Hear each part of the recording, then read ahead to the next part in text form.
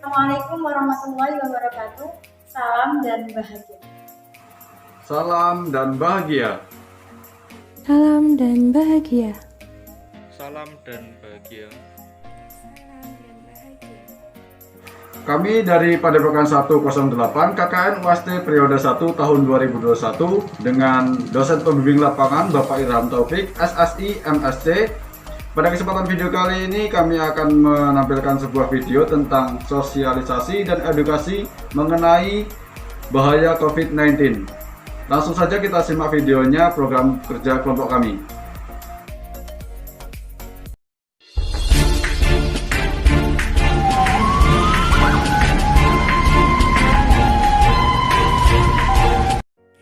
Virus corona adalah virus yang menyerang sistem pernapasan. Penyakit karena infeksi virus ini disebut COVID-19. Virus corona bisa menyebabkan gangguan ringan pada sistem pernapasan, infeksi paru-paru yang berat, hingga kematian. Virus ini bisa menyerang siapa saja, seperti lansia, orang dewasa, anak-anak, dan bayi, termasuk ibu hamil dan ibu menyusui. Pada banyak kasus, virus ini hanya menyebabkan infeksi pernapasan ringan, seperti flu. Namun virus ini juga bisa menyebabkan infeksi pernapasan berat, seperti infeksi paru-paru. Virus ini pertama kali teridentifikasi di Wuhan, tanggal 30 Desember 2019 pada orang yang mengalami peradangan paru. Analisa lebih lanjut menunjukkan bahwa virus ini terkait dengan kelelawar. COVID-19 dapat ditularkan secara langsung maupun tidak langsung melalui tetesan yang dihasilkan oleh hidung dan mulut, seperti batuk dan bersin orang yang terinfeksi. Tetesan dapat mencemari benda-benda seperti alat rumah tangga, kantor, gagang pintu, air, alat pribadi maupun fasilitas umum lainnya dan menjadi sumber penularan. Bagaimana sih virus corona menyerang tubuh kita? Mungkin itu jadi pertanyaan kita semua. Bagaimana virus corona sudah menginfeksi 1 juta orang seluruh dunia sampai saat ini. Tapi mungkin belum banyak yang kita tahu. Bagaimana sih corona menyerang tubuh kita? Mengapa infeksi virus ini bisa mematikan? Semua dimulai dari sini.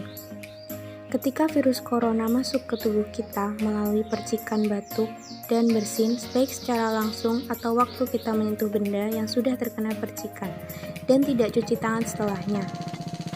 Kalau udah gitu, si virus masuk lewat saluran pernapasan dan bergerak terus menuju sasaran utamanya, yaitu paru-paru.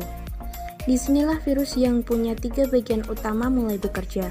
Pertama-tama, paku protein corona ini akan menempel di paru-paru dan organ-organ lain yang selnya kaya akan protein ACE2. Kalau ibarat rumah dan virus corona itu perampok, ACE2 itu ibarat gagang pintu rumah kita. Begitu udah nempel, perlahan tapi pasti virus ini akan mendorong masuk ke dalam sel kita. Dan begitu berhasil masuk, berulah aksi sebenarnya dimulai. Di fase ini, tubuh virus corona akan membuka dan sang hacker pun terbebas.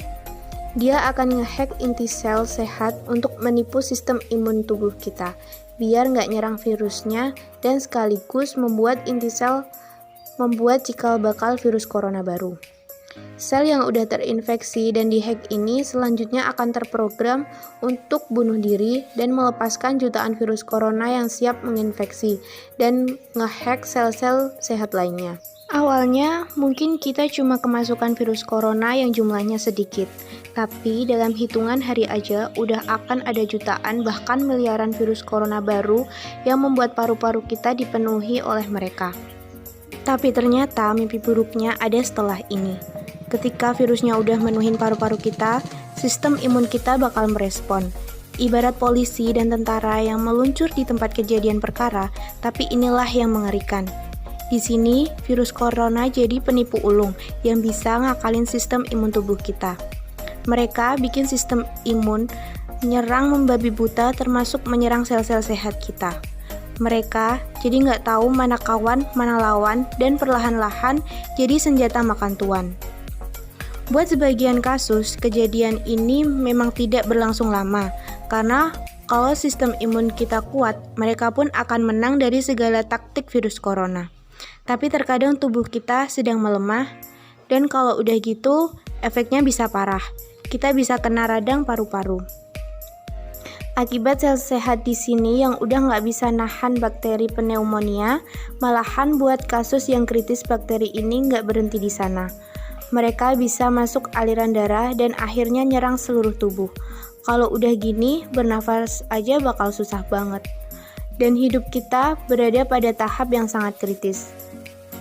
Dengan fakta-fakta barusan, mungkin membuat kita takut dan khawatir.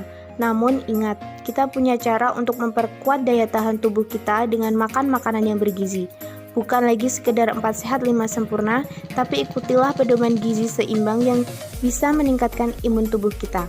Virus corona bisa parah kalau kita emang sakit, tapi kalau tubuh kita sehat, kita punya harapan untuk bertahan dan seperti biasa.